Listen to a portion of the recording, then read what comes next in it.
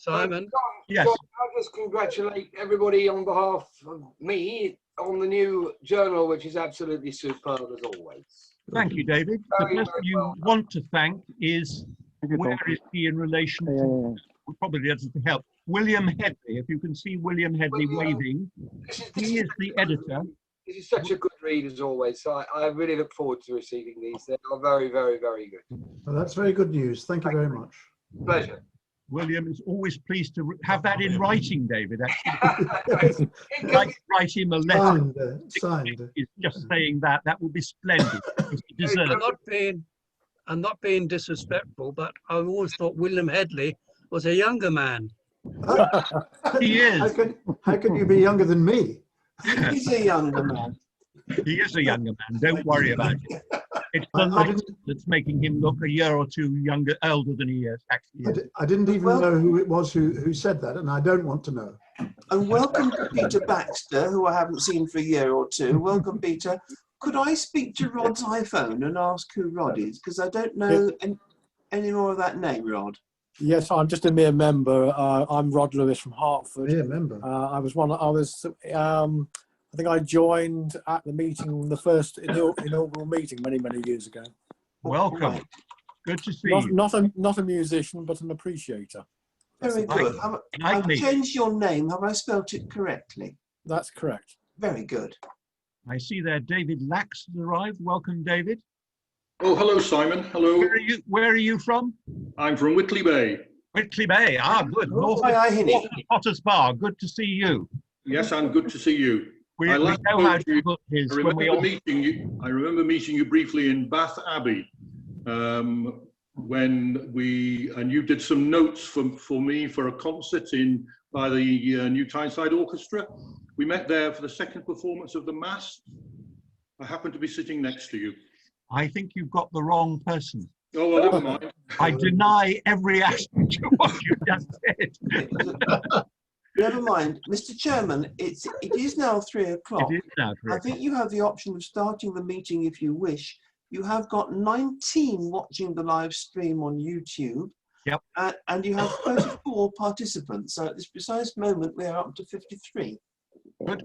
Okay. I'm very happy then to say welcome to all of you. And there I see Tad. Welcome, Tad. I had got some notes on this kind of etiquette that we need to carry through, but that was rather on the basis that we would be seeing more people on screen than we have at the moment. But broadly speaking, if you wish to say something during the points of the meeting where something might be appropriate to say, please wave a hand and get my attention. The small numbers should make that quite easy, and I've got names for all of you on the screen, so it should work perfectly well. But in case we get any vast increase of numbers, bear that in mind as to the way that we carry on. The two opportunities for joining in for the membership as a whole will be after John Francis has presented the account of the meeting, and then during any other business, where the one major item will be Karen Fletcher is going to tell you more about what we're planning for 2022 anniversary celebrations. But other than that, by and large, if people would let some of us just carry on talking, that will probably make life a lot easier.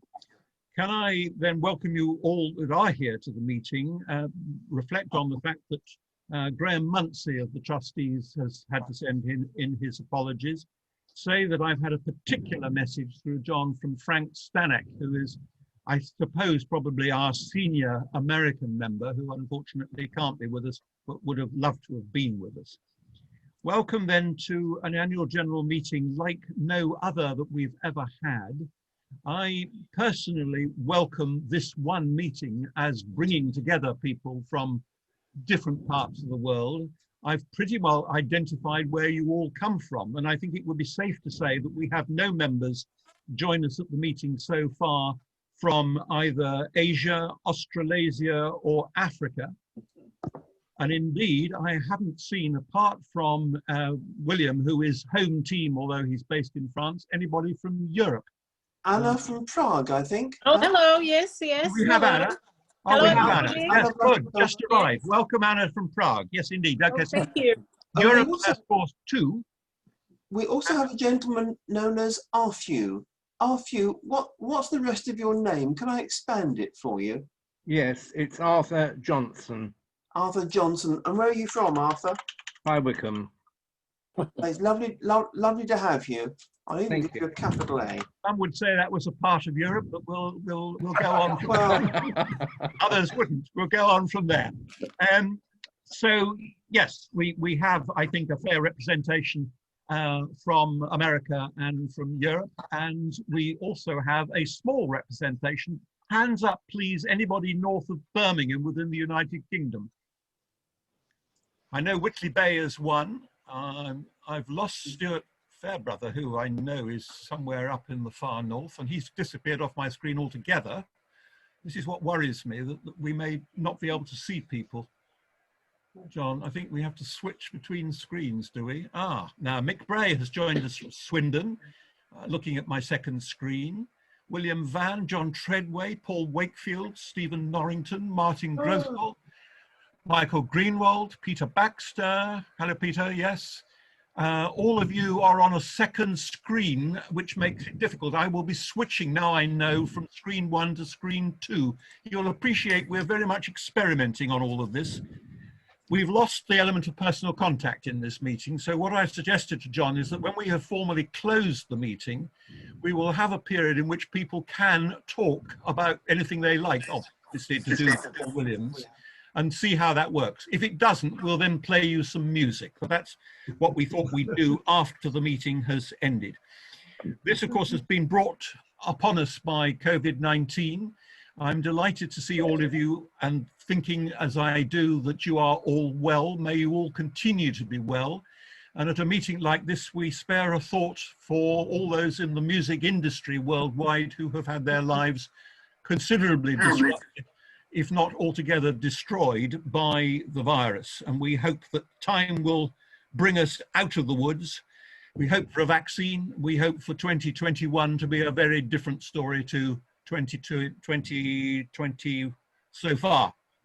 Right, that's all I'm going to say by way of introduction. I will now turn to the item on the agenda, which is the chairman's report. And I'm going to ask you if you will look at the annual report, which I hope you all have, the printed beautiful book that we produced that looks like that, because I'm going to be following closely but briefly through the pages of that report.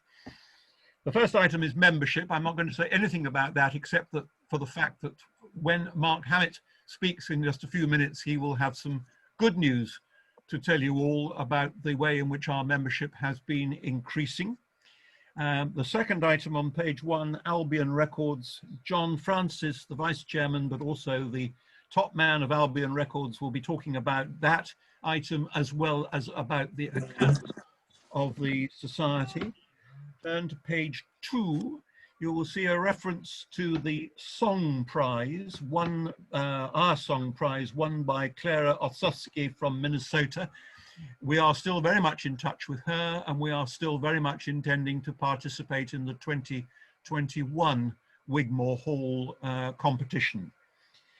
You'll then see other events. I want to draw your attention to the bottom but one paragraph on page 3, which refers to an Arts in Residence residential course, because I want to take this opportunity of paying our respects to the late Terry Barfoot, who organised Arts in Residence and who has died just a few months ago from cancer. He was a good friend of the Society, a good friend of mine, because we lived not far apart. And Terry, we miss very much for his contribution, not only to Vaughan Williams, to English music as well. Then I want to say a word about Leith Hill Place, which you will see comes on somewhere. I can't see where it is, but it's there on the next page, on page 4. Leith Hill Place, where we have our very splendid exhibition. Thanks, at least amongst those present today, to Chris Batt, but to others who have helped produce an excellent exhibition, which is now, we fear, under some degree of threat, because the National Trust, who are the owners, Leith Hill Place are very unsure about their future, partly because of the virus, but even before the virus struck, as to whether they will continue to open Leith Hill Place to the public. We don't know the ultimate decision on that and won't for a few more months, but we are in the meantime looking at other possible places where that exhibition might be moved to, and we will of course keep everybody informed of that as we go along. We then turn, if you would, to the next page of the annual report, which is page 5. And there you will see all the various ways in which we communicate with you, the members.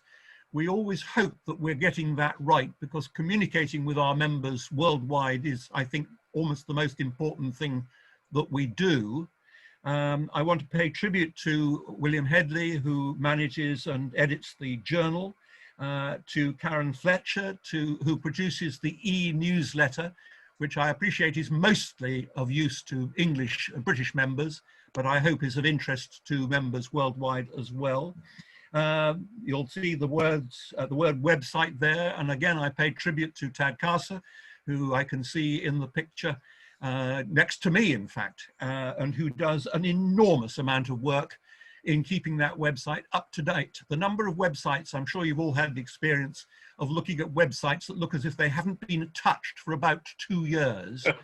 I suspect that our website is touched about 5 times a day by Tad and kept absolutely up to date. And for that, we are immensely grateful to you, Tad.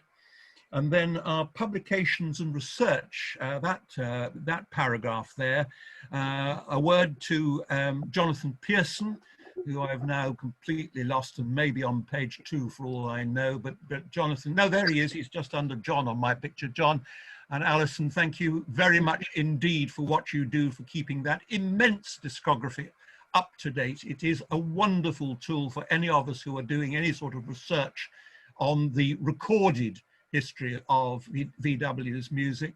We would be lost without you, Jonathan. Underneath that, you will see the critical discography, which is a different thing altogether, and that is the I was going to say the brainchild, but I was going to say the life's work, but neither, in fact. But the person we thank for all of that is Ron Grames, again in St. Louis. I thought it was St. Louis. Is it not St. Louis? I think it's St. Louis. Anyway, whichever it is, St. Louis in America, and he's producing that critical discography. It's not yet available to the members, but it will be before very much longer, and will give you absolutely the best possible advice on which recording of any Vaughan Williams work you could possibly want to invest in. We look forward to seeing that from Ron.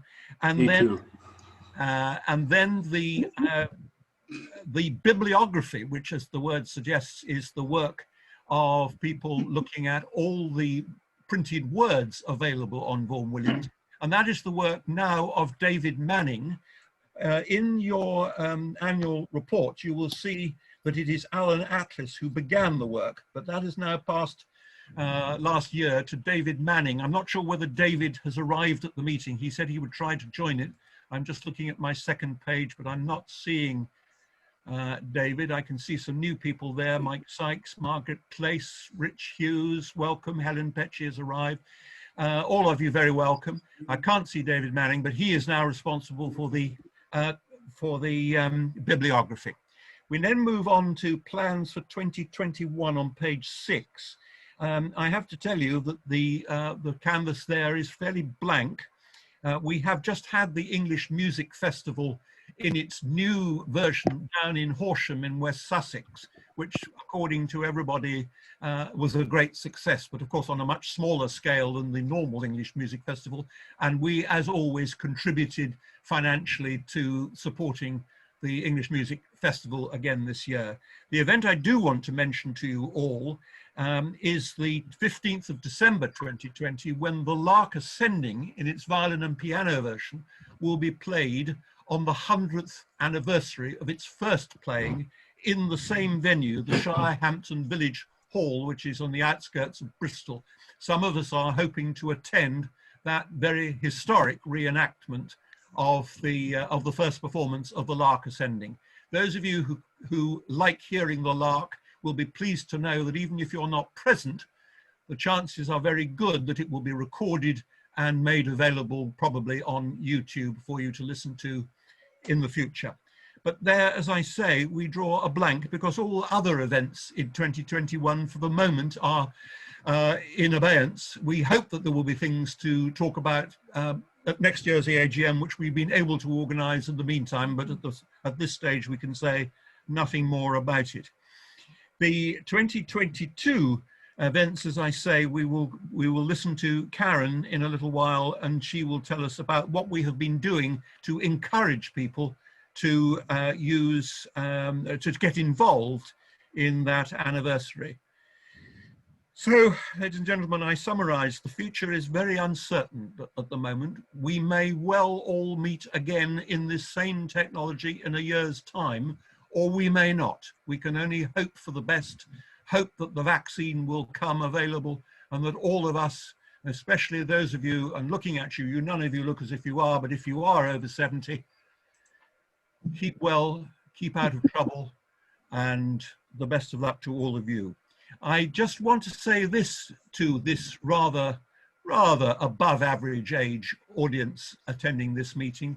If the society is going to carry on into the long term or even the medium term future, we are going to have to attract more younger people to become trustees and take over from us who are reaching our sell-by date. So all of those of you who do not necessarily feel that you fit the character of younger people would make it your business in the next year or so to try to find younger people, encourage them to join the society, become trustees in due time, and volunteer for some of the jobs which I've been describing, so that you can receive fulsome thanks, genuine, well-meant thanks from a future chairman for their work.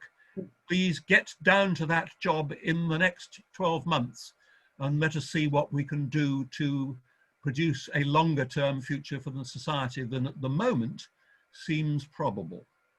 Next year's AGM, we intend, all being well, to have physically at Charterhouse School, which is where we would have had today's meeting. That is our plan. But now that we are becoming the masters of new technology, we will be trying to provide live streaming of that meeting so that our friends around the world and out of the immediate range of Surrey will be able to attend on a stream and watch the AGM, albeit, John Francis tells me, with a 30-second delay. That, ladies and gentlemen, concludes my report. We will not, if you forgive me, take questions at this stage, but move on seamlessly to the next item, which is the membership report. And I'm now looking for Mark Hammett, who I can't see anywhere. He's Mark, here. I know you're there, but I can't see you on screen. There you go. I still can't see you on screen. Are you on screen too? Yes, I can see you on screen too. Fine. Mark, would you like to give us the membership report, please? Thank you, Simon. Good afternoon, everybody. So delighted that you can join us for our first virtual AGM. As Simon says, whether this will be the last one, who knows? One day, perhaps we can all get back together again. In the meantime, certainly what a difference a year makes. No one could have foreseen the situation with which we are now all presented. The passage of time since our 2019 AGM in London, that time's just flown by. I always believe in trying to find a positive in any trying situation, and to that end, I'm delighted to report that this 12-month period finishes on something of a high for the Society, as thus far at least our membership numbers are holding up extremely well. In September alone, I had the pleasure of welcoming 7 new members, and so far this month, 4 have joined, including, I'm delighted to say, a member who joined about 48 hours ago and lives in South Africa. Welcome, Margaret. Your membership welcome pack is in the post to you. It went in the post yesterday and should be with you as long as it takes to get from England to SA. So welcome. Our members currently span 25 countries, including South Africa, Zimbabwe, Russia, Czech Republic, Japan, Estonia, we really are a worldwide organisation. Somewhat predictably, the largest number of members are here in the UK, and the second largest being the USA.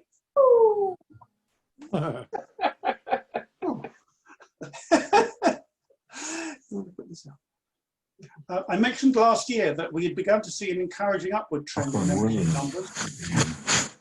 And got some background noise going on here. I'll tell you what I'm going to do, chaps. I'm going to mute everybody. Oh, I can't now because hang on. We stop the share for a minute, and I'm going to mute everybody except the speaker. If I can work out how to do that.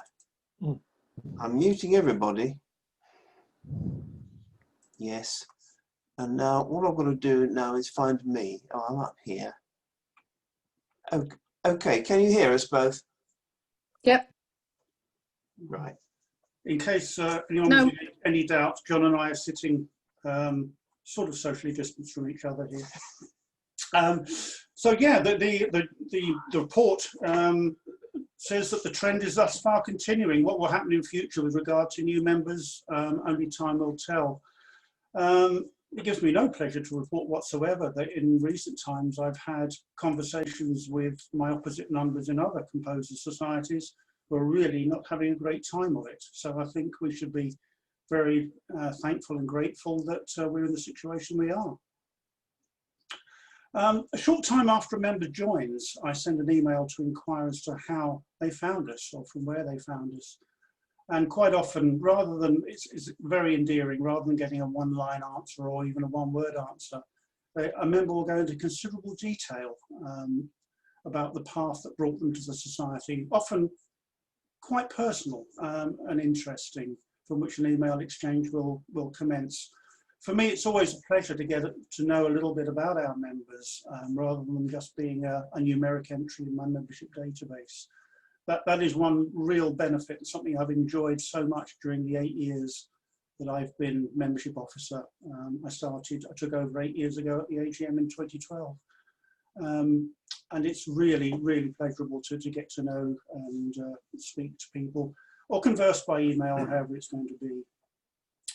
An ever-increasing response to how people found us is via social media, Facebook in particular, sign of the times, or by searching the internet.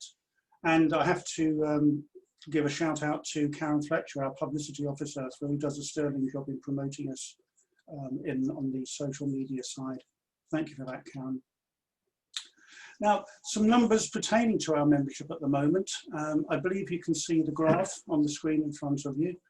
That shows the last 5 years. You can see where we are at the moment. From 2016, we've hovered around the 900 mark for a little while. But as you'll see, between 2019 and 2020, we've gone considerably north of that to 953. Will we reach the 1,000? I'm optimistic. Who knows? Perhaps we'll look back this year, next year, and see where we are. I'd like to touch at this point briefly on the subject of membership subscription renewals, as that is a major part of my role. As I described in detail in the June edition of the journal, which some of you may have seen, the vast majority of our members renew on time. They never fail, some even early. For those who fall into that category, then I thank you for that. I spend a considerable amount of the Society's money each year posting reminders, subsequent reminders. The first reminder always goes out by email wherever possible. 89% of our membership database have email addresses, so I'll always use that where possible. I'm sure everyone here is up to date with their subs, but it would be remiss of me as your membership officer not to at least mention that and offer a gentle reminder should that be the case. Normally at this time at a normal AGM, AGMs of the past, I would invite our members to visit our merchandising table. Now, I can't do that today for obvious reasons, to feast upon the delights of our now 35 title Albion Records catalogue, and soon to be more, as John will explain in a little while. But For anyone who hasn't done so lately, I suggest have a look at our website, have a look at the recordings page, and I think you'll find plenty there for everybody. It really is something to look forward to. I'm sure you won't be disappointed. I'm happy to take any questions regarding membership, but I will defer that, as Simon says, to a Q&A perhaps at the end of the session. And in the meantime, thank you all for being members of our society, and I look forward to you being so for some time yet. Thank you. Simon.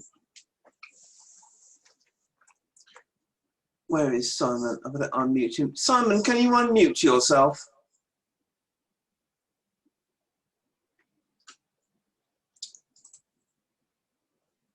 Simon, you need to unmute. Have I done so? Yes, you have. Thank you. Good. Yeah. Okay. Those of you who lip read will know that I said thank you very much, Mark. And now I will ask John Francis, the Vice Chairman and Treasurer, if you will present the report and accounts, and following on from that, talk to us about Albion Records. John. Thank you, Simon. I'm going to share a very summarised set of accounts, if I can achieve this sensibly. There we are. I made a simple set of accounts because I know you've all spent many hours reading the full set already. As you can see, subscriptions income was £21,000 last year. The year end is March, which is not uncommon in the UK. Our American members might think that's more unusual. Donations and gift aid goes up and down a bit because it does depend on appeals and grants. CD sales hit the record total last year of £27,000. The lockdown, I can tell you, has not been kind to sales of CDs, and we're not going to hit that again this year unless Volume 1 of the folk songs takes off in a quite extraordinary way next Friday when the official launch takes place. Miscellaneous includes bank interest, sales of journals and other merchandise and so on. So our total income last year was £66,000. Well, a good chunk of that, if you look through the expenditure, was cost of running Albion, £32,000. The biggest regular cost for the society itself is obviously the journal. We give away a little bit of money. We spent £3,000 on grants last year, a couple of £1,000 supporting the exhibition in Leith Hill Place, and £2,000 on our Wigmore Song Prize, which Simon mentioned earlier. And then all other costs, which would include advertising, bit of travel, stationery, all the postage, all the cost of running the society, a further £8,000. Just a reminder that the trustees are not paid, any of them. We all work as volunteers. So we made a set this for the year of £8,000. We brought forward £100,000, so we've got £108,000 to carry forward. If we look at where that is on the right-hand side of this screen, we've got a fixed asset, which is the shed, which is not many yards from where I'm sitting, and it's full. We've got £3,000 worth of stocks, which is quite low. I'm not valuing old stocks of CDs at all highly. £12,000 money owed to us, mainly by the CD distributors, Proper and Naxos, a little bit of VAT recoverable there, a little bit of gift aid, income tax recoverable there, £103,000 in the bank. I'm trying hard to spend it, and I've been trying ever so hard since lockdown started, and I'm up to 110, so I'm not doing very well. We need to think about how we spend it. We have got plenty more recording plans. Recordings are expensive. We have our plans for 2022 are not fully shaped, but we do expect to spend a bit of money on 2022. Deferred income, some of that is income received in advance for CDs that haven't happened yet, and a chunk of that, most of it actually, is deferred subscriptions, since we account for subscriptions which initiate all through the year. We account for everyone on a strict accruals basis. So we're typically deferring half the subscription income at any time. so £108,000 net assets are distributed between the general fund, the legacy fund, which was a legacy that someone left us, the contingency fund, which is £10,000 that we decided to separate from the legacy fund some years ago to keep for a really rainy day, and the Albion fund, which is money that I'm going to spend on Albion stuff. And as you can see, that's quite a chunk, and I can tell you that I'm spending it quite fast. At this point, should I ask if anybody has got any questions about the accounts, because then I'm going to talk equally briefly, I hope, about Albion. If you could bring the screens back, John, I think that would be helpful, and then I can see if there are any hands raised with a question, because we are required under the rules to allow you to investigate what the Treasurer has done for us in the last year. I'm looking at screen 1 and seeing everybody relaxed and happy, not to say asleep. I'm looking at screen 2 and I'm not seeing anybody doing anything other than smiling as if they were entirely pleased with the way in which the Treasurer has carried through the accounts in the last 12 months. Can I take that as entire satisfaction with the Treasurer and his work on the accounts? And unless anybody wishes, thank you, David. And David Lax, I saw your message, and I should point out that Stephen Connock is about 6 inches taller than me, so there's no excuse for your getting it wrong. Anyway, I'll take that as a NEMCON approval of the accounts for the last year. Thank you all very much indeed. I'll go back to screen 1, and John, you've done it again, and we'll deal with other aspects of the finances later on the agenda, but would you now like to talk about Albion? I will do that. Can I just say that we've got 45 people in this Zoom meeting and we've got another 29 watching the live stream. So we're up to 74, which I think is quite a good score. That's very good. I'm now going to attempt to share some Albion detail, and I'm just thinking there might be more than one way to skin the cat. If I just quickly, yeah, here we are. I'm going to share that screen if I can, because it might be, yes, I thought I'd talk about some of our Albion successes in the past and future. And I'm going back to Earth and Sky, which we did, I think, possibly 2018.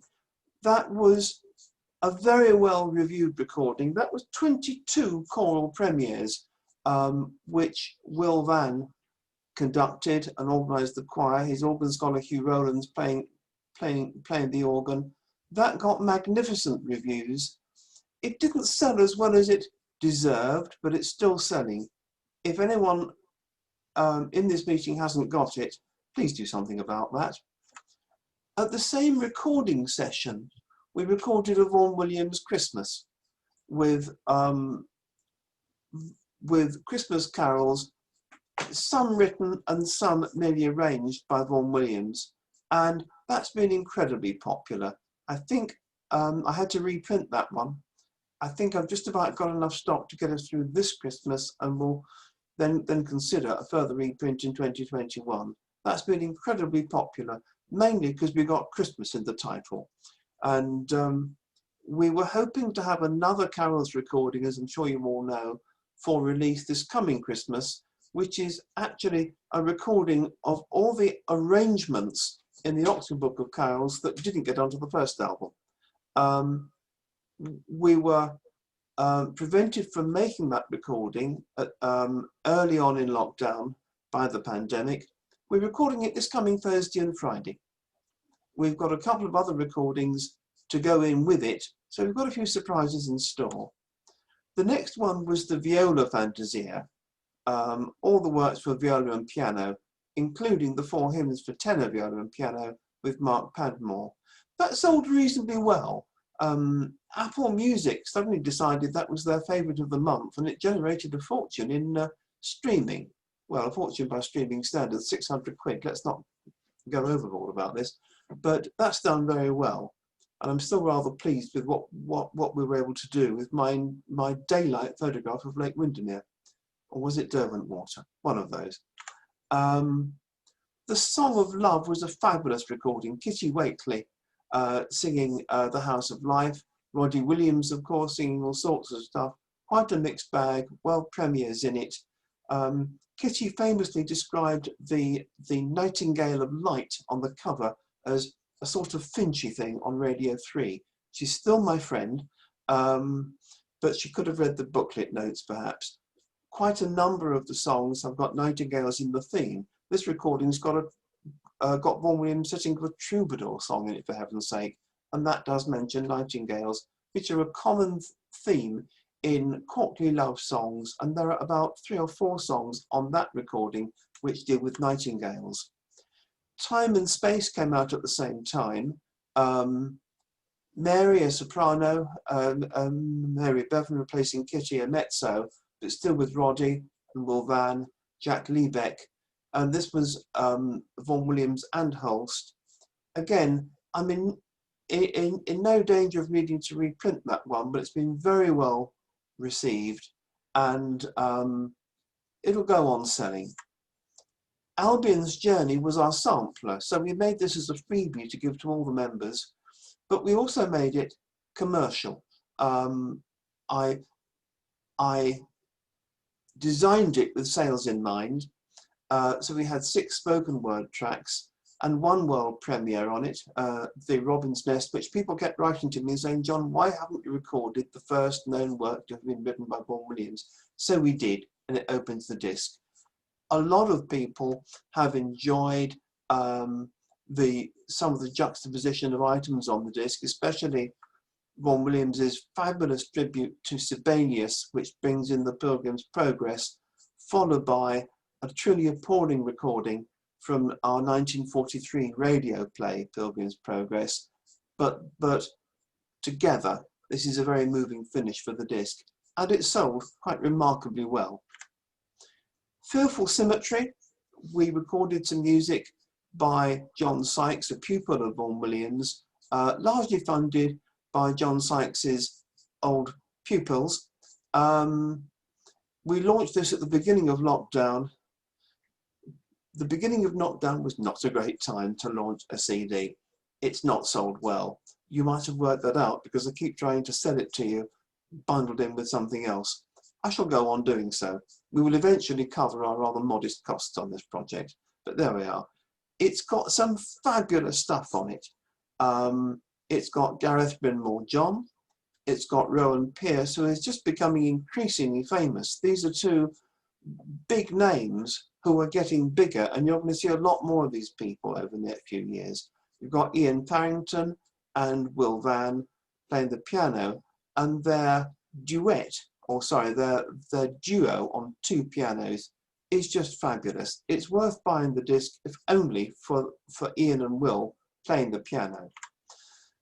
The next one, which we launched in September, is Music for Stage and Screen, brainchild of Stephen Connick, of course, because he likes that kind of thing. Move it over a bit so I can see it more. I've had some very positive comments on this disc. It's got a nice review on Music Web International. No, it hasn't sold well. You lot haven't bought it.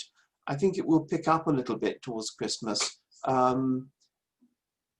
Do consider buying it. There's some nice Vaughan Williams on it. There's all sorts of nice things. Then the folk songs. Now this has sold brilliantly to our own membership and is clearly going to be our next big hit. It's officially released next Friday, so I shall be looking for a place in the specialist classical chart Friday week, the beginning of November. This is the first, as I'm sure you know, because I've told you often enough, the first of 4 recordings with all 80 folk song arrangements. These folk song arrangements are neither art song, nor, if you're a folk singer, do they validly count as folk song. And so I even had a rather sharp letter from someone saying, I shall not be buying this. But nonetheless, this is a great opportunity to reintroduce these fabulous, sensitive, beautiful arrangements to a new audience. Don't pretend they're art song. Don't necessarily think of them as folk songs as folk songs, if you like your folk songs unaccompanied with one hand behind the ear. But just enjoy them for what they are. They're fabulous. They'll be coming out in 4 volumes next spring, next autumn, and spring 2022. I'm talking to Gramophone about a feature article in Gramophone about the same time as number 2 comes out. We commissioned, sorry, we didn't commission, we licensed 4 paintings from an American folk artist. She sings as well, Paula McHugh, for the covers, because I wanted to give a consistent theme across the set. So this is her painting that we've used in volume 1. And it's rather beautiful, I think. It looks to me as though we sharpened up the colours a bit for the CD cover, didn't we? This one's going to be volume 2, which includes a beautiful song called I Will Give My Love an Apple. We've already released a setting of that from a choral setting from a 78 RPM disc a few years ago. It looks to me as though Helen's enjoying this one. Helen's enjoying something good. I'm not tickling. This is going to be number 3 or 4. A minute to absorb that one. And this will be either 4 or 3. So I think we've got 4 lovely covers, and they'll all be in similar style. Old Father Time. That one's almost Blakean, isn't it? I think, if you like Blake. Other recordings we've got coming up. We've actually made all the folk song recordings, but only eking them out over 18 months because we think you're too mean to buy 4 at once at full price. We've got, I don't know whether any of you picked up the 2 concerts that I promoted to you this week. I first of all promoted a David Briggs concert from New York, where he gave the world premiere performance of his transcription of the 5th Symphony on an electronic organ, because the organ in St John the Divine Cathedral has been damaged by a small fire there and won't be open until next year. I've had 1 or 2 very positive comments from members who attended. Anyone on screen get there? Oh, well, Ron did. Did you enjoy it, Ron? Can you unmute and tell us whether you, what you thought about it? You're allowed to be rude. I don't know why I would be rude. It was a very nice concert. I liked his introductions. I was sad that it had to be done on an electronic organ, but I'll be very interested in hearing what it sounds like on a full pipe organ. The symphony transcription in particular, I think would benefit from the more distinct voicing that you'd get from an actual pipe organ. But I didn't go into it expecting to enjoy a transcription of the symphony on organ, and I actually did. Oh, that's nice. Thank you, Ron. I also promoted Lynn and Charles, who'll be recording for us in January, playing Beethoven's First and other works by minor composers. Anyone tune into that apart from me? No one did. I haven't had any reaction. Maybe nobody at all bought that one. I'll be disappointed. I watched it with my wife, and it was a really nice concert, and it's reinforced my confidence that these are 2 great pianists who are going to do a super job for us in January. London Symphony, Walton's First with some funding from the Walton's Foundation, some Elizabeth McConkie, who Vaughan introduced to write to us, Darling Betty, Finz's Eclogue for organ and piano, and a fabulous piano suite for 4 hands by Vaughan Williams that we photographed in manuscript that none of you have heard. I've heard 1 movement from it. It's from about 1896 and it's pure jazz. It's extraordinary. So other plans for next year, Pan's anniversary, I hope. Peter Clulo has transcribed the full score in Sibelius for us. So we've got a few projects coming up. We're going to have a great year. But critically, I still need to sell plastic. I still need people to buy CDs if you possibly can. I think that's all I dare say on Albion. Any questions?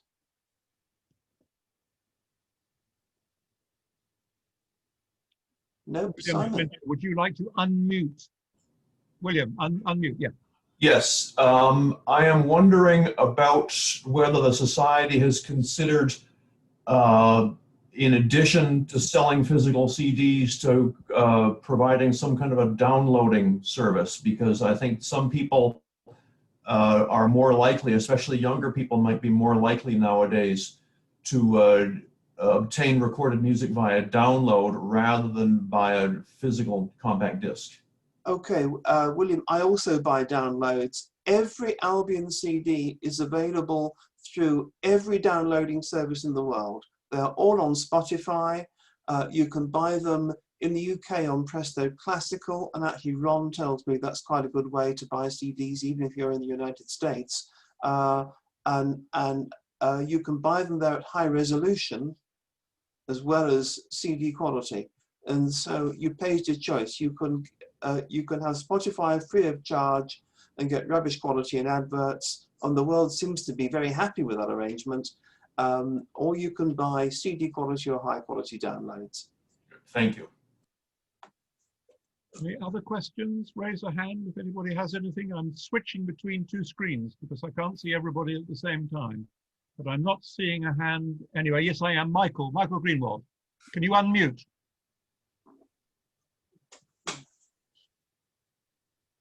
Bottom left-hand corner, Michael, on your screen. Wave the mouse around the bottom left-hand side of the screen.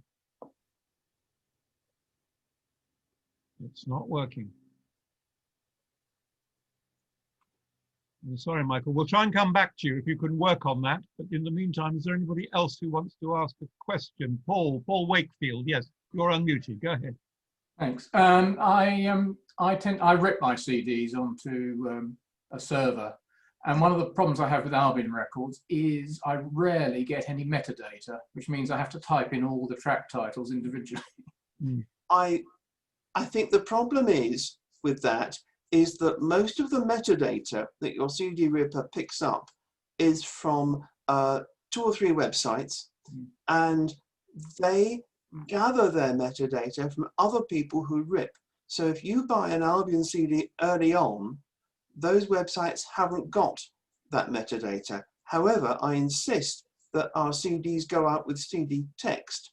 And if you're using something like, I'm trying to remember, most ripping software has got an option to search not only the websites like Music Brains and so on, to also search the CD text. You will find some metadata information in the CD text.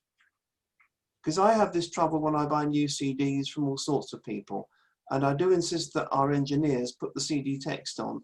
More than that, they can't do. There's no way of populating the metadata search engines except by ripping CDs and then sharing what you ripped off them with those engines. Thank you. I think.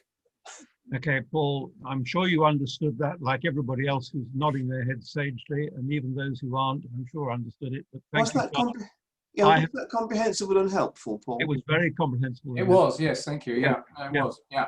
And Mike I actually, unfortunately, the ripper I use isn't a computer-based one, which I think probably limits the number of search engines it uses. Oh, well, it's not so much search engines, it's search engines. Well, not search engines. There might be something somewhere in the settings. I can certainly send you at some point a screen grab that shows you how I can find it, but that doesn't tell you how you can find it. Yeah. That's fine, thanks. Okay, Michael Greenwald, who I've now, there he is unmuted. Michael, your question. Now he can't hear me. Michael Greenwald. No, he's not with us at all, I don't think. Although he's unmuted, he doesn't seem to know that I'm asking him to ask a question. Your last chance, Michael. No, he's still muted, I'm afraid. No, I'm sorry, Michael, we'll have to leave you behind on that one. If you work it out before we get to any other business, there'll be one more chance. Anybody else want to ask a question about Albion? I have a question from Martin Murray about the future. John, can you tell us whether the future is going to be recorded? Not by us. Martin, who transcribed it, who records for oh no, I can't remember his name now. Never mind. Martin Yates decided that Vaughan Williams had scored the future for a C symphony sized audience, C symphony sized forces. It was massive. I went to hear one of the two premieres. He premiered it on successive evenings, I think, in Edinburgh and Glasgow. And several of us went to Glasgow. Karen was there, Stephen Cormack was there. We were not blown away by it. I mean, we found it was us who told Martin Yates that it was a good idea to do it. And I think I would like to have a recording, but the expense of recording a work of that length with those massive forces is not one I care to pick up at the moment. I think Martin will do it for Dutton Epoch. He normally records with Dutton Epoch, probably with one of the Scottish orchestras. And I think that'll come out in due course. Okay, I've got a question through the chat mechanism from Brett Shafinsky. Brett, can you hear me? Yeah, you can hear me. The question is, I love receiving the journal. I collect scores of RVW. Has the Society thought about sheet music sales? The answer is that we don't do sheet music sales because the publishers of his music are the people to go to. And no, I don't think that is an area into which we would wish to penetrate. John, any comment on that? No, that's a legal and copyright minefield. But actually, yeah. Nigel Morgan had a question as well, Nigel, if you can get in there. Hi there, can you hear me? Yes, we can. Yeah, we can. Okay, hi John. I was just wondering, I do actually buy my Albion recordings digitally via iTunes, and am I actually doing a disservice to the Society by buying from my iTunes? They pay us quite well. I get almost as much money from a full download, or occasionally slightly more money from a full download as I would by sending you the plastic. And I don't have to go to the expense of producing the plastic. So yes, I'm very happy that you buy via iTunes and Presto and all the other. There are well over 100 services. There are probably about 20 services that that recur in my digital figures month after month after month. Spotify is our biggest source of digital income, and then probably Amazon, Apple, Presto are the big names that I see. Okay, that makes me feel a lot better, thanks. Thank you. Okay, thank you, Nigel. Okay, I think I'm going to wrap this up now because time is moving on. We've spent a long time on Albion, and I think we had better move on to the next item on the agenda. Thank you, John, very much indeed. We need to have I suppose, a show of hands on the adoption of the annual report and accounts of the Society. Can I have a show of hands to indicate approval? More significantly, thank you, Peter Baxter, for your automated sum up. Thank you, well done. And one from John as well. And I'll look at page 2, but I'm looking really to see if anybody has any. Thank you, Graham, your hand is up. Any objections? We passed the accounts, the report and accounts. Thank you all very much indeed. We then move to the re-election of trustees and the independent examiner. The trustees are self-appointing every year, and so all we really need to do as an annual general meeting is to take note of that. But again, if there were anybody who wishes to object to any of the trustees, myself being the obvious candidate, if there is any objections to what we do, I don't see a sign. I'll go back to page 1 where the real troublemakers may be lurking. No, I see no great enthusiasm for starting a turf war there either. So can we approve the re-election of all the trustees? Thank you all very much indeed. Lots of hands, lots of ticks. Yes, good. And the independent examiner, a quick word from you, John. He's done a great job. He grills me, and we did the whole thing socially distanced this year. It would be lovely to reappoint Trevor. Trevor Jones is invited. We recommend that he continues as the independent examiner. Again, I just ask really, is there any objection that anybody wishes to show? Page 1, page 2, can't see anybody. No, right then, Trevor is approved for another year. Thank you all very much. And that brings us to any other business. Now, before we give the floor over to any or all of you, I'm going to ask Karen Fletcher If she, and if those of you who can do so can turn to page 2, Karen is on page 2, at least on my screen, in order that you should be able to see her as well as hear her. Karen, would you unmute?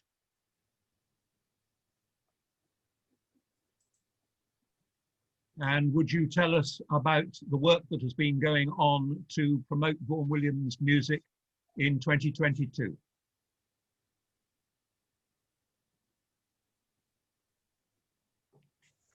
We can't hear you, Karen. Something is wrong. Can you see Karen on this list? Not seeing the screen. I can see Karen, but I cannot hear her. Yes, she appears to be unmuted, but It says can't hear. she's unmuted, but she's not. There's no volume coming. No, Karen, nothing is coming. Right, let me fill in. Karen, as soon as you are able to, break in on me, but let me say that a small subcommittee was set up by your trustees to oversee writing to and communicating with just about any organization in the world who we A, knew about, and B, suspected of having sympathy with Vaughan Williams. We have written to orchestras, we have written to venues, we have written to individual soloists, string quartets, piano trios, you name it. We've done some splendid work with amateur orchestras, amateur choirs, church choirs, cathedral choirs. We have left, I think it would be fair to say, on behalf of my 4 colleagues and I, no stone that we knew about unturned in terms of saying to these people, will you commemorate with us the 150th anniversary of the birth of Ralph Vaughan Williams in 2022? And hello. Does that work?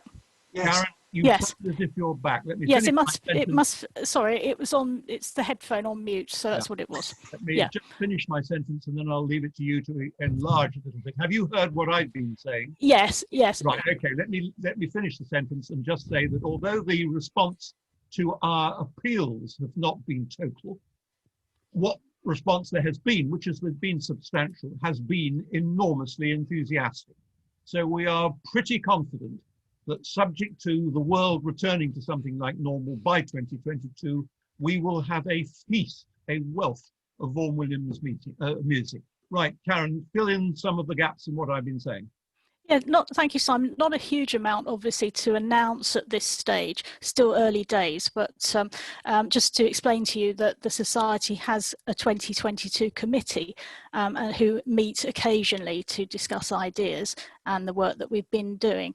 And so that consists of myself, Graham Munsey, Chris Batt, John Treadway, Simon and John Francis. So they're the people that are sort of coordinating this, and then we report and discuss further to the committee as a whole fairly regularly.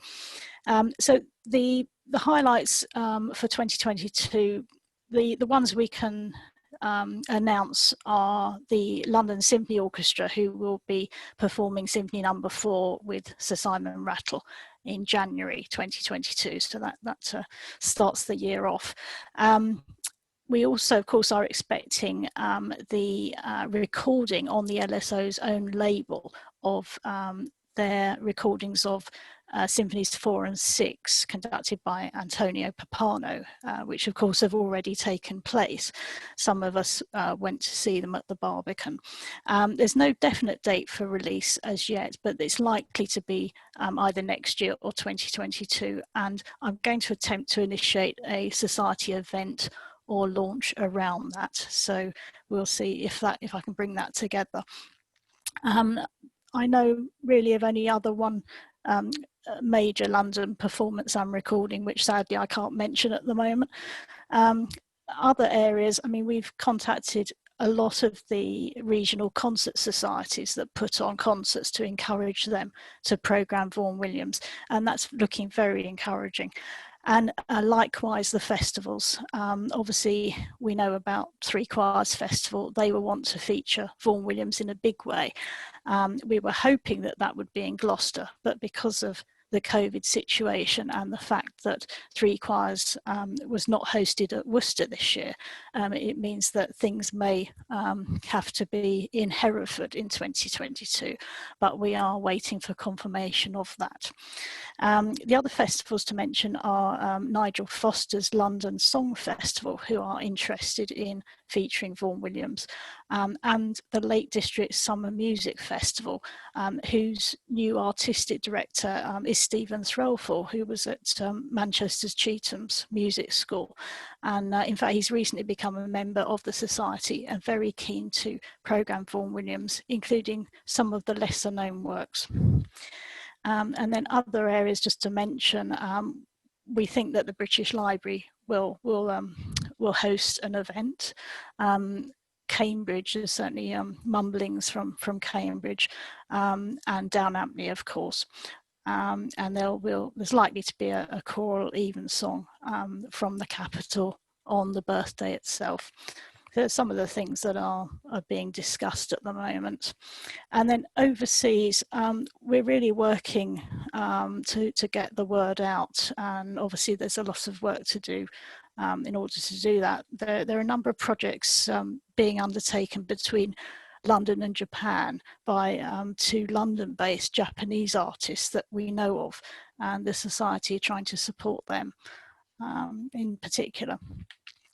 And then in the media, we've heard that, well, I've been trying to work with Gramophone magazine and Choir and Organ magazine to encourage them to put together a commemorative publication. Some of you might have seen the Beethoven commemorative issue this year, and it's been agreed that they will put something together. So again, that's on the cards and very good news because it will have a very wide circulation. And we also know that Choir and Organ are already going to feature Vaughan Williams next year with 2 articles by the conductor David Wordsworth. And then most of the British lifestyle magazines are also going to be featuring something on Vaughan Williams. So they're publications such as This England, Britain magazine, Best of British and Country Life. And then finally, one of the other areas is advertising. I'm interested to work towards getting the profile of the Society out there prior to and during this big anniversary year. So I've booked an advert in Making Music, the publication for amateur musicians that's going in the new year. And then I've got sort of linking in with overseas. I've done quite a lot of work to research opportunities for advertising to widen the reach overseas, and I'll be talking to John Francis about that. And then finally, obviously with the Society itself, we do want to have a special RVW day or some kind of celebration. And so we are discussing ideas for that. And we'll certainly be including our president, Sir Andrew Davis. So more details about that in due course. I think that's it at the moment, Simon. Thank you very much indeed, Karen. Before I open any other business up to all of you, I just want to, and I see Helen with a hand, so I'll note that. I just want to mention by name the trustees who I haven't as yet had occasion to thank, but I always thank all my trustees because they work so very hard. Martin Murray, who is the engine room as our secretary, and produces the minutes and generally keeps us within the law just about all the time. And we thank him for that. And also I thank Gay Hadley, John Treadway, William Van, Graham Aslett, Roy Bexon, and although I mentioned him very briefly, Chris Batt. Again, thank you to all of you for the work that you do. As I said earlier, we need more trustees. Not that we are short of them at the moment, but because we will be short of them in a couple of years' time. And therefore we need a new, younger generation to come forward and volunteer to take the places of those of us who are reaching the end of our reasonable shelf life as trustees. So please, if you take nothing away other than this from the AGM, think about who you know who are enthusiasts who might join. There is no restriction in these modern days of technology to having trustees from elsewhere than Britain. We have Ron Graham's doing great work from America. We have the editor of the journal, William Headley, doing that work from France. Any of those of you from America, or I know one from South Africa who I was looking for and I've now lost because I've got these wretched screens and I can't find people. Margaret, there she is. Which part of South Africa are you in, Margaret? Unmute. Can you unmute everybody, John? I think they're all so well behaved. I don't think I can. I'm in Johannesburg. Right, Joburg, dear old Joburg, right. But no, anybody anywhere in the world can, in theory, play a part. Obviously, not necessarily the same part as if they were. Contribution. Any of you who are involved in teaching students who you think might be worthy successors, bear that in mind. So, right, with that ado, anybody who wishes to speak, and I know Helen is first in line with her hand, I'll ask her. No, she's not. She's denying it. I was just clapping, Karen. It's a clap. Oh, you were clapping. Well, thank you very much. Anybody who wants to clap is perfectly free to do so at any stage. Unmute and then clap. Great. But Rod Lewis, I can see a hand. Rod. Right, yes. I mean, as I say, I said earlier, I'm not a professional musician. I don't play music. I just, as I say, have a huge appreciation of Ray Vaughan Williams. Can I just say congratulations to all of you. What a very professional AGM it's been, and I really appreciate everything John said and what you've said, and I think you should be very proud of yourselves. Yeah, yeah. Thank you, Ron, very much. Feel free, anybody who wants to unmute and say here, here. Here, here. We do it for the love of the music. We don't do it for ourselves, but it's nice to be appreciated. Very much so. Thank you. You can all clap silently anytime you feel like it as well. Right, who else has got a hand that I can introduce to the proceedings? I'm clicking between screens. I can see Philip. Philip Pecci waving. Yes, Philip. Yes, could I ask a question of Mark, please? It's extremely encouraging that there's been an increase in membership of 50 people over the last year. And I mean, obviously it's intrinsically encouraging, but I mean, it will be encouraging if I tell you that the story of the Elgar Society is one of continued decline, which we have not been able to arrest. And I mean, I don't know if Mark has any idea of why it might be that you're doing so well. Be interesting to hear his thoughts. And I think it may have something to do with that the Vaughan Williams Society is still a bit more evangelical. I mean, you've got things to do and projects to promote and so on, in a way that the Elgar Society, with its various merits, it doesn't. But what I was thinking is, do you know the demographic of the 50 people who have joined? Are they, are they older people, younger people, or what? Do you ask them how old they are? Because it might be helpful to as you try to go on building upon that increase, to know where the members are coming from. So just ask that question. Mark, you need to unmute. No, Mark isn't muted. Okay, fine. Mark, carry on. Thank you for that question, Philip. To answer your question about demographic, we actually ask very little about, historically, as I say, I took over in 2012, the society is a lot older than that. It's what we need to know, I guess, I have to be conscious of data protection, obviously.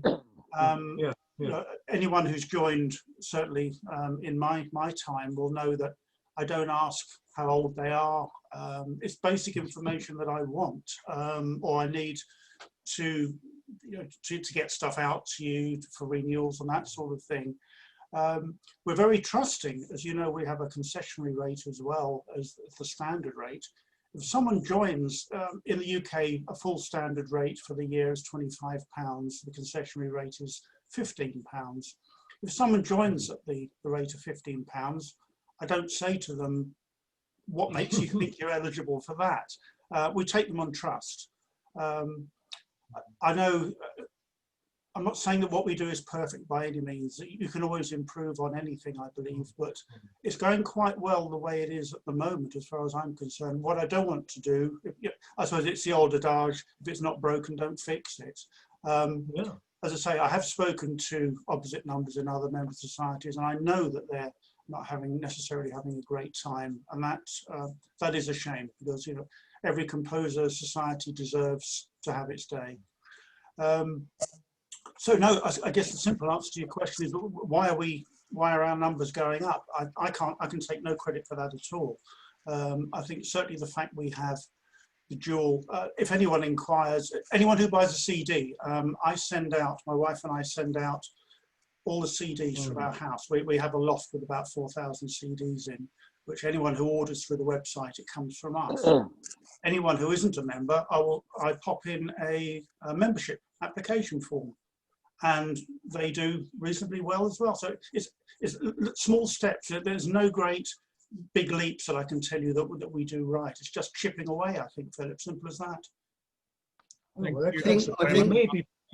I think Vaughan Williams has played a lot more over the last few years. He's had more prominence. He keeps winning. The Lark Ascending keeps winning, and I'm sure small things like that really help. Just help that bit, just to help a bit more. And I think the gap has always been there. The space has been there to fill. I think we're relatively new compared to just a smaller society than the Elgar Society, just waiting to expand. But definitely you do notice that Vaughan Williams is just played far more, on the radio. But other than that, it's so difficult to guess why our numbers are going up, because we've been trying for so many years, and they've been really quite stagnant. Can I just add to the answers that Mark and Tad have given by quoting from information given to the last trustees meeting by Mark, which he hasn't referred to, and that is where we think the members are coming from, not geographically, but the source.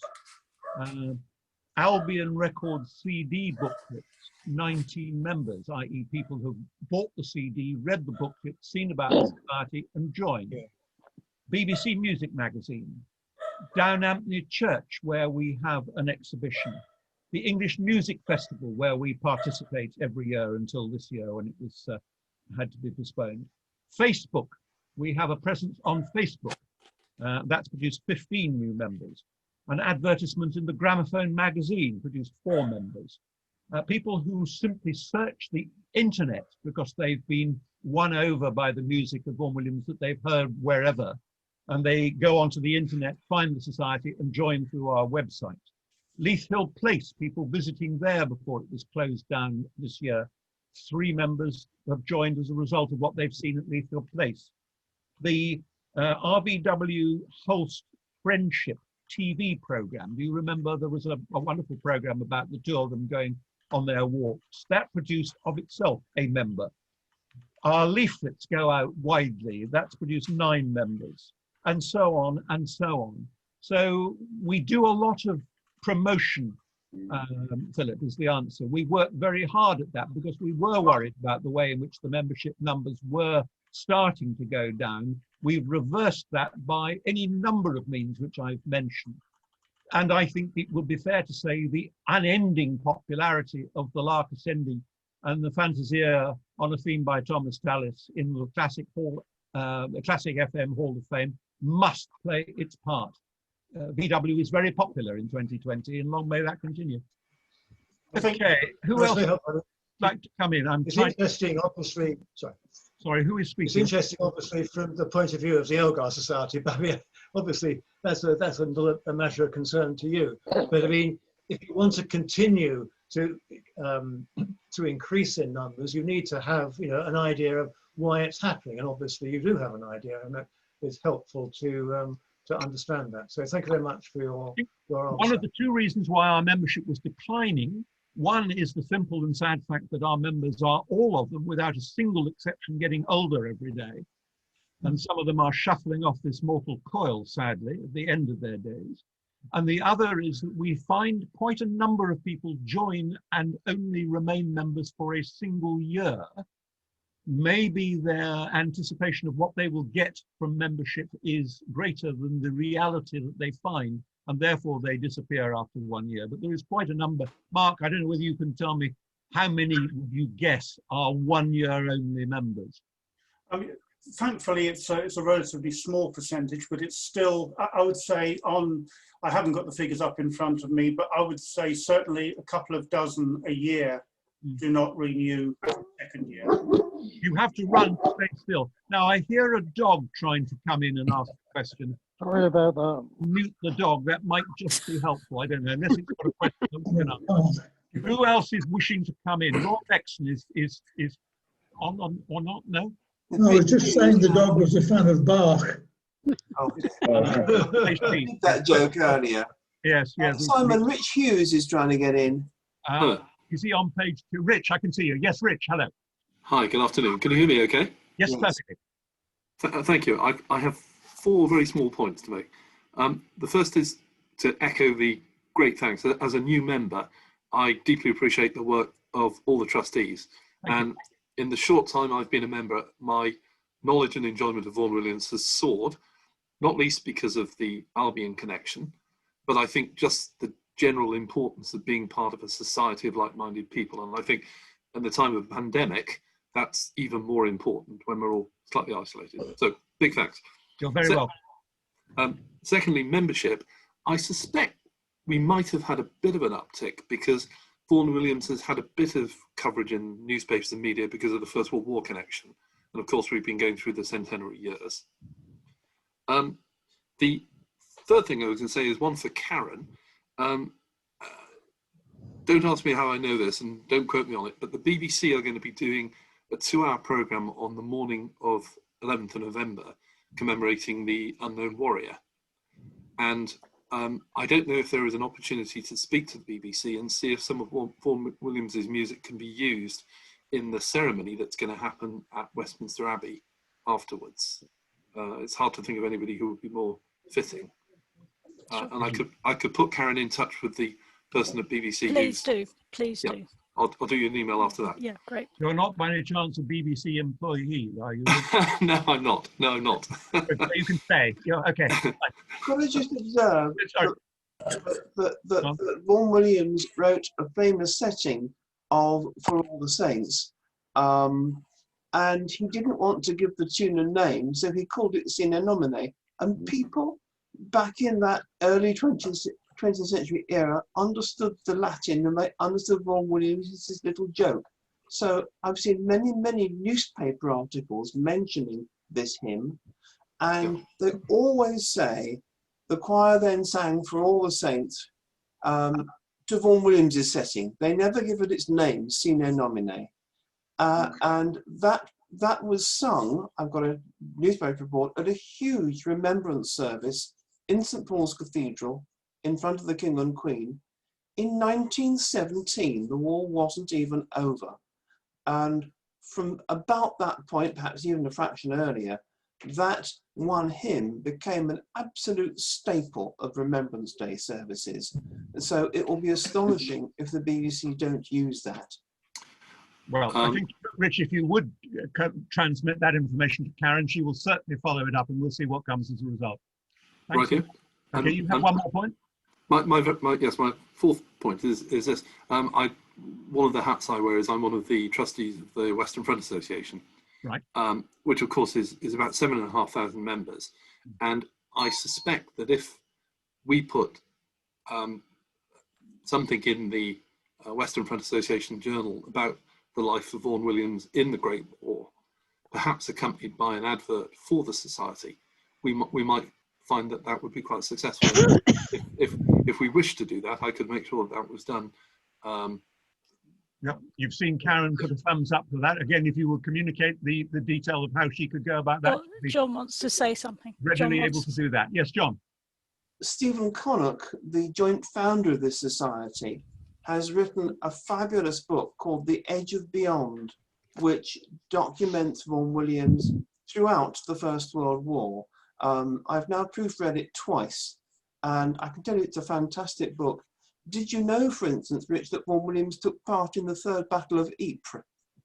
Yeah, yes, I did. Yes. Well, you're Yeah. the other person in Britain who does, because most people don't.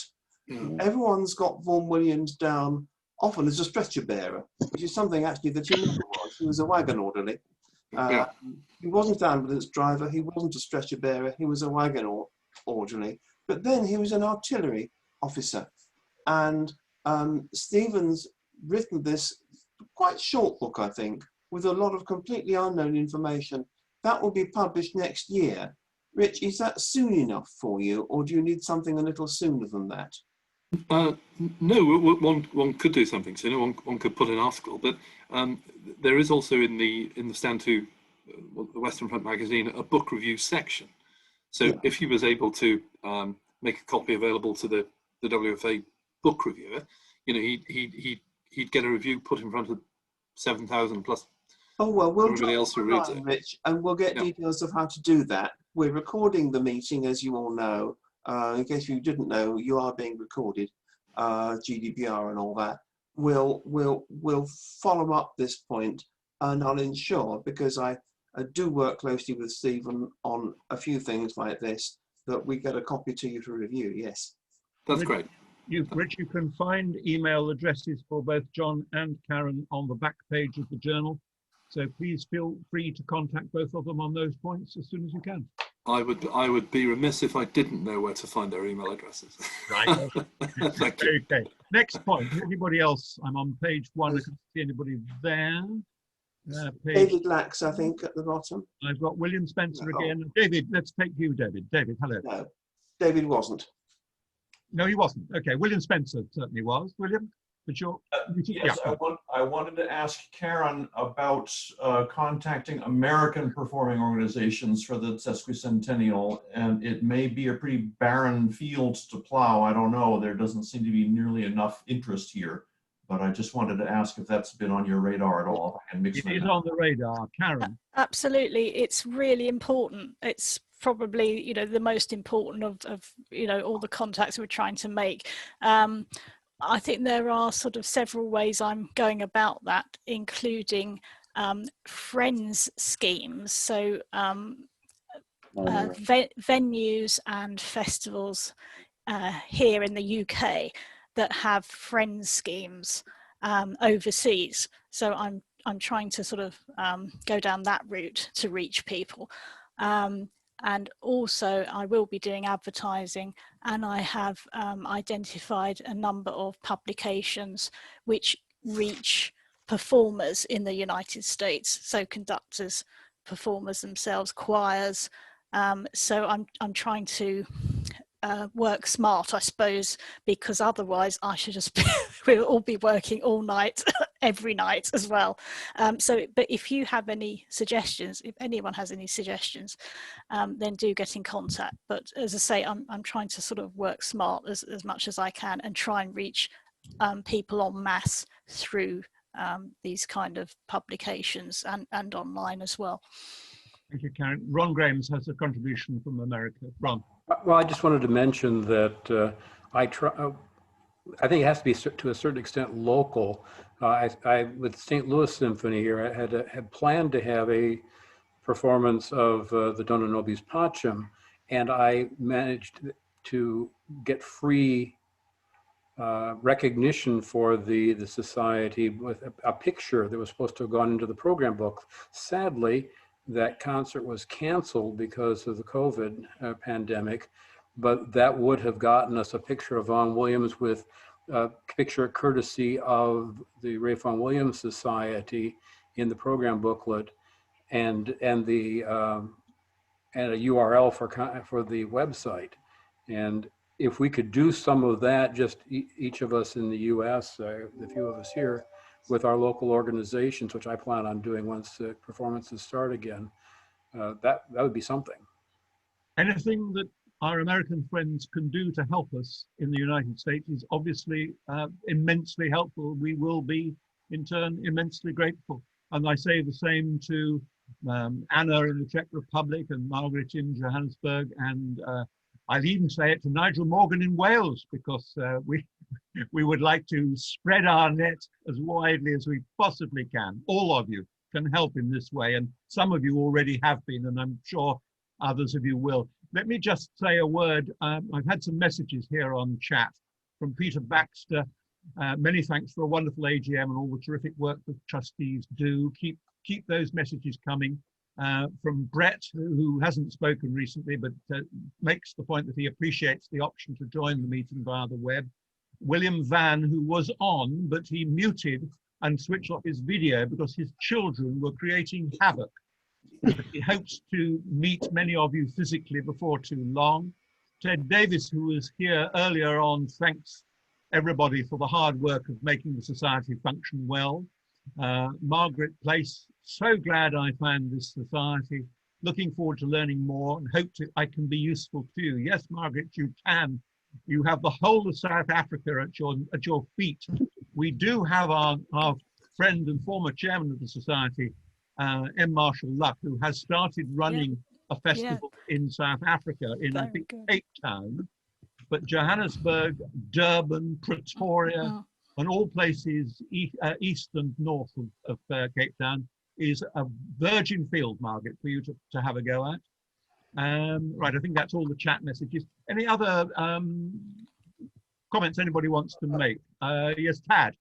I wanted to ask Robin Barber how he's a member or runs the Vaughan Williams discussion group, which is another Facebook page, a different one from ours. Yes. And whether he was getting any members, any people joining from that page. Yeah, can you hear me? Yep. Yes, quite a few members do come from the Vaughan Williams discussion page, which is a Facebook page. We've got a membership of about 1,200. Wow. All over the world, and it's a very lively forum, and it's quite strictly regulated so that we don't get any political or any other sort of nonsense on the page. I think Mark Hammock did allude to the fact that he gets quite a few new members from social media, and I would suggest it's largely this group. Yes. If you want to join it, it's dead easy. Just log onto Facebook and type in Vaughan Williams discussion, and you just have to answer 3 fairly basic questions, either about yourself or about Vaughan Williams or music in general, and in you come. And it's, as I say, it's a very lively discussion forum. One of the things I have appreciated is people keep sending in photographs of Vaughan Williams that I've never seen before. And I tend to send these on to Tad and sometimes to John or Simon, just to add to their library of photographs. And they're certainly quite a useful resource. So if you want to join it, just log in. Cheers. Robin, thank you for that. I've just done a quick mathematical calculation at which I'm quite good, and I've discovered that there are some members of your group who are not members of the society. Can I ask you? Obviously. Yeah, I mean, there are a few members here. I think Anna and Brett are definitely members of the forum. There are obviously others who aren't members. My question is, do you do anything in the course of the year to suggest to your members that they might join the society? Yes. Good. Every time the journal comes out, Tad sends me a PDF of the copy of the front page. Right. And I put that up. Yep. And just say, this is the latest journal. If you want to read it, join the society. And then a link to the RVW Society website for people to join. And somebody this morning posted to say that they just joined the society and really appreciated the welcome pack. Great. Robin, thank you for that. I felt sure that was the answer, but I wanted everybody to hear that. No, we do certainly give a link to you. So the other 250 are recalcitrants for whom nothing can be done. Never mind. Never mind. Right, who's got a hand? I'm looking on 2 screens almost at once, but not quite. I can't see any other hands at the moment. There's mine. Simon, could I just observe on that topic that the Albion largely promotional e-newsletter goes to about twice as many people as can be accounted for by members of the society. Actually, slightly more than that, I think. And every issue comes with a little encouragement to join. And you can never really tell, but I think that has also generated a smattering of new members. I think that's a further answer to Philip Petch's point. Philip, yes. we turn over every stone we can think of to find ways of encouraging membership. We are very proactive, I think, as a society. It would be fair to say that. And if we, dare I say it, I think we have the best journal of any music society in the world. Anybody who wishes to argue with that on behalf of somebody else, please leave now. And I think that we have the best website of any society in the world, the most up-to-date and the most comprehensive. And we go on trying to improve that. We are missing Graham Munsey today for reasons that could not have been helped. But I just want to mention one other thing about the website. On that website, you will find something called a repertoire guide, which tells you if you wish to perform a piece of music by Vaughan Williams, what you need to do in the way of getting the scores, in terms of the instrumentation that's involved with that particular work. We try in every possible way we can to be helpful to the outside world in promoting Vaughan Williams music. Oh, my thanks go to Graham for doing that. Right, I'm running out of hands. Is that Mike Sykes, or are you just adjusting? No, he's just adjusting the volume to turn me down, probably, which is fair enough. Michael Greenwald, you're not by any chance back able to talk to us, are you? No, I don't know what's happened. We can see you. We love seeing you. We love seeing all your CDs behind you, but we cannot hear you. Next year, perhaps. I know that some of those are Albion CDs. I'm sure they're all Albion CDs, John. Relax, keep calm, keep completely calm. Okay, nobody on either screen. Those of you who came in and are on the stream on YouTube, you could have joined us because there was room on Zoom, but we're glad to have had you. We don't know who you are, but we welcome the fact that you've joined us and we hope that you've enjoyed the AGM. I have one or two more messages. No, I don't think any messages that actually we need to read out. John has sent me a message saying that it's about time we stopped what is now, I think, the end of the conversation and heard some music. So for those of you who can stay on a little longer, we will now hand over to our disc jockey of the day. John, fire away. Well done. Thank you, Simon. I thought people might like to hear a little bit of... Oh, John, I'm so sorry to interrupt you. We haven't actually closed the meeting. We're still doing any other business. I now formally close the meeting, the annual general meeting of the Society for 2020. Thank you all very much indeed for your attendance. The meeting is now closed. Don't go away. There is music to your ears coming up now. John. Okay, we do have in hand the first audio edit of volumes 2 and 3 of the folk song series, and I thought just for an early treat I might play you a few bits from volume 3. Would that be nice? Please do. On behalf of the entire membership, please carry on. I will mute everybody if I can, including me. It's essential, otherwise you get feedback, and I will attempt to share some music.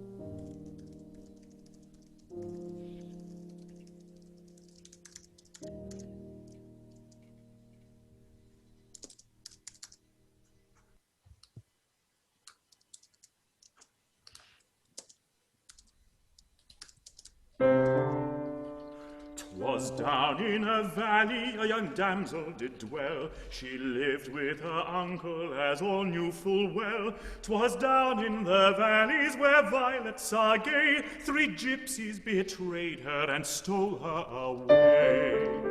Long time she'd been missing and could not be found. Her uncle he searched the country around, till he came to her trusty between hope and fear. The trusty made answer, she has not been here.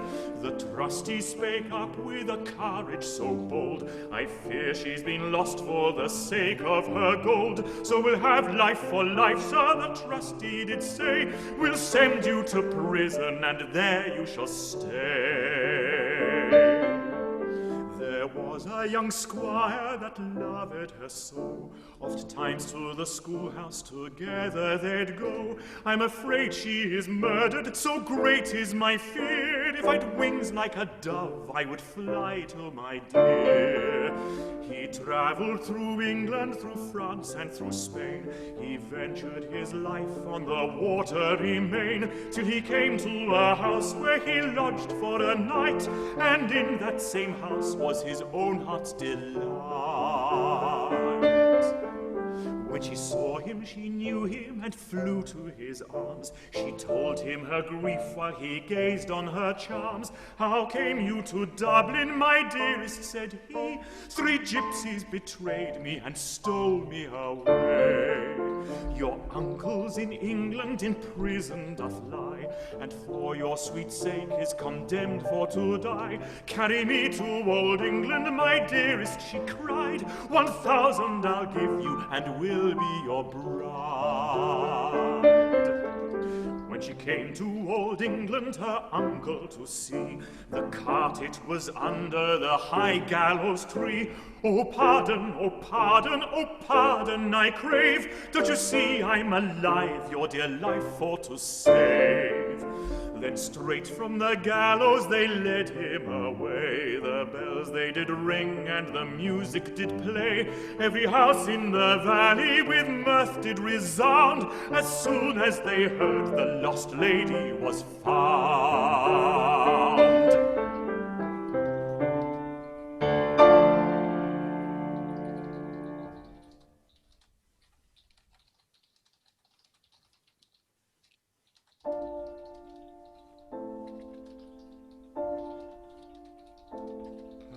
As I walked out one May morning, so early in the spring, I placed my back against the old garden gate, and I heard my true love sing.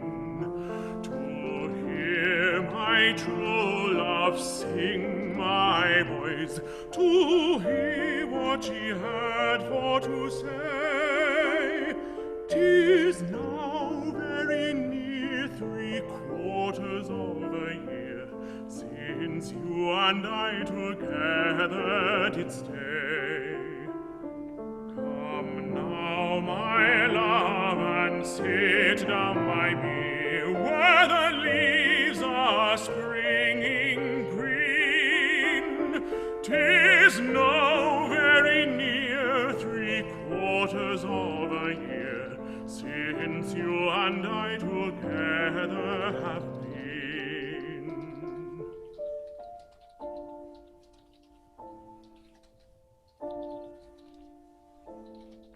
I will not come and sit down by you, nor yet no other young man, since you have been courting some other young girl. Your heart is no longer